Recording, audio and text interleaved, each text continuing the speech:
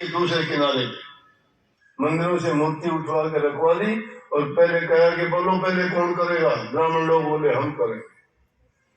ब्राह्मण लोगों ने क्या किया, बड़ा उच्चारण किया मंत्रों का मंत्रों का उच्चारण किया, बड़े जोर जोर से किया।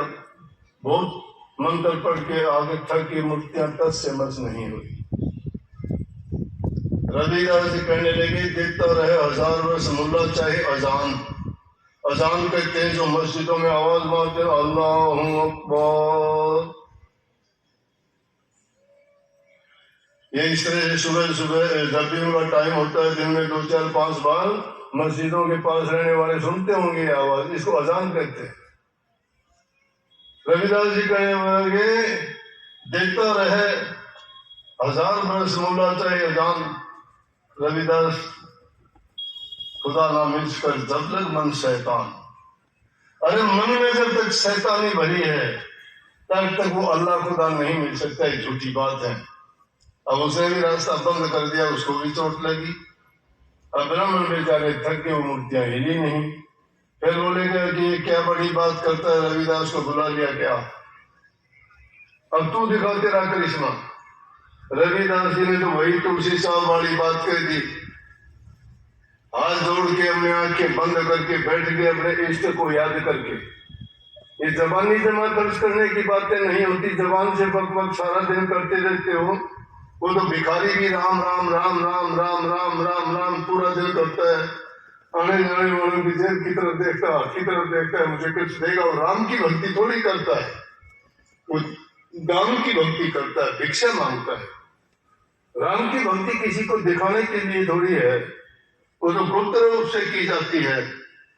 जिसका कोई यार अगर हो कहीं तो उसको सरेआम खुले में कोई मिलना चाहेगा क्या? वो तो गुप्त रूप से उससे अलग बात करेगा, छिप के बात करेगा। जिससे से एक गडरिया भी मस्ती में बात करता था, मुसाफिर ने उसको धमका दिया। भोले भक्त होते हैं जिनको तर्क वितर्क नहीं आता, विद्या के गुलाम नहीं होते, बुद्धि के वो अधीन होके कुछ का कुछ तर्क वितर्क नहीं करते। कहते हैं कि गडरिया था, बैठा बैठा जंगल में भेड़े चला रहा था, चराते चराते कहता है देख के लीला को, हे परमात्मा, कहते हैं आप अकेले हो, आप भी अकेले हो, मैं भी अकेला हूं। अब खैर मेरे पास तो भेड़ बकरियां, आपके पास क्या है? आपकी कौन रोटी बनाता होगा, कौन आपको कपड़े देता होगा, कैसे आप सोते होंगे, कहाँ रहते होंगे?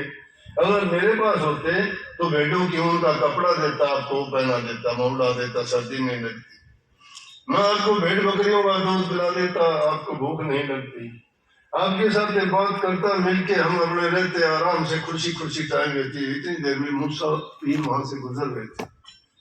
मूसा पीर ने सदी ये बातें सुन ली। मुसलमान पीर होते हैं जैसे अपने दर्जा संत का है, भगत का है, इस प्रकार से मुसलमानों में पीर भी एक पद है, भक्ति के मार्ग पर चलने वालों का। कोई ओलिया है, कोई पीर है, कोई कुछ है इस तरह के। तो मूसा कहते हैं मूसा को रोजाना दर्शन होते थे, साक्षात बातें करता था परमात्मा से। उस दिन जब गया मूसा पीर ने लाख कोशिश करी, ना दर्शन हुए। दर्शन हुए तो प्रभु नाराज उनसे, कहने लगे मूसा, कहने लगा प्रभु क्या गलती हुई, आज मेरे दर्शन क्यों नहीं हुए? बोले अरे तूने आज मेरे भगत का दिल दुखाया। बोला कौन भगत आपका मेरे से ज्यादा? मैं आपके रोजाना दर्शन करता हूँ। बोला उस गडरिये को। उसने बेचारे ने माफी मांगी कि मूसा जी मुझे माफ कर दो, मुझे पता नहीं था, गलत लफ्ज निकल के, मैं आइंदा कभी ऐसा नहीं करूंगा।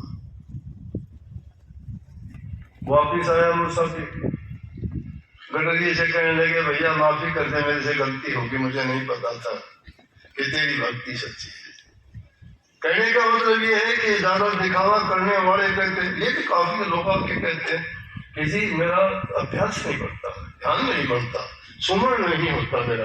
और फिर थोड़ी देर में कहते हैं मेरा घर वाला शराब पीता है, मेरा बेटा मेरा कहीं में नहीं चलता है। तो भक्ति को तुमने इतना सस्ता कैसे लगा लिया? तुम्हारे घर के हालात ही ऐसे नहीं है, तुम्हारी संगति अच्छी नहीं है, तुम्हारा खान पान अच्छा नहीं है, तुम्हारी उठ बैठ नहीं लोगों के साथ है, उनके साथ चर्चा तुम्हारी कभी भक्ति की, कभी प्रभु के गुणगान की होती नहीं है, कैसे आपकी भक्ति होगी? दुष्टों के संग बैठना, दुष्टता के विचार पैदा होंगे, अच्छी बात कभी होती है? भगत लोग तो हमेशा प्रभु के गुणगान करेंगे, उनके बारे में ही सोचेंगे। वही रविदास जी का था, अपने दोनों आंखें बंद करके हाथ जोड़ के बैठ गए, ना कोई मंत्र, ना कोई संतर, ना कोई तंत्र।